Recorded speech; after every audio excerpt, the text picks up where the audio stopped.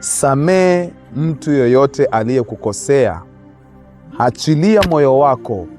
Yoyote aliyekukosea, muachilie, mtoe katika moyo wako. Maana ukimweka katika moyo wako, Baba yetu aliye mbinguni hata kusamehe. Na usiposamehewa na Baba aliye juu mbinguni, huwezi kuingia katika ufalme wa mbingu. Ndio maana leo hii nimekuja kukuhimiza kila anayekukosea muachilie katika moyo wako. Haijalishi ni kosa gani, haijalishi limekuumiza namna gani. Jambo kuu kulitenda sahihi ni kumwondolea katika moyo wako. Uwezi mzidi mwana wa Mungu Yesu Kristo. Alipotundikwa msalabani, alinena haya maneno: Baba, wasamehe, maana hawajui wanalolitenda. Kama mwana wa Mungu aliweza kuwasamehe, je, wewe ni nani usiwasamehe? Mimi ninakuhimiza leo, kama kuna yoyote amekukwaza siku ya leo, kama kuna yoyote amekukwaza katika hii wiki, mwachilie katika moyo wako. Sababu nyingine unaomba na upati, maana umekataa kuachilia mtu katika moyo wako.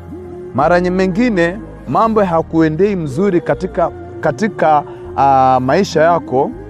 Inaonekana kama Mungu amekuacha, lakini kuna kitu kidogo tu hujayatenda. Msamaha ni kitu kikubwa katika ufalme wa mbingu.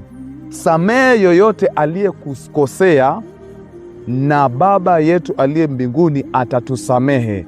Hiyo ndio upendo.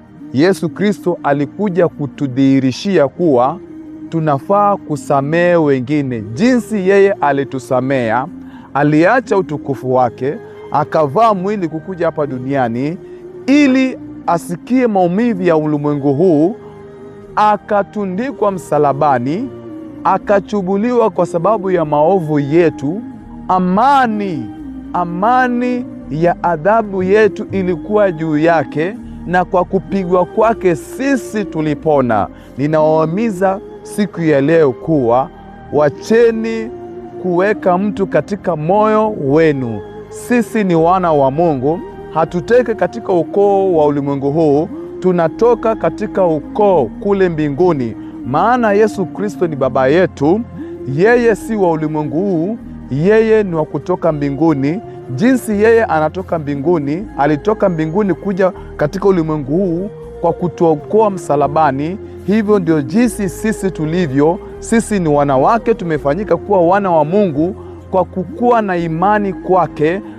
Hatujahangamia, bali tumepata uzima wa milele. Hii ndio imizo ya siku ya leo. Achilia mtu katika moyo wako na maisha yako itaendelea, katika jina la Yesu Kristo, jina kuu kuliko majina yote, na muweze kuamini. Amina.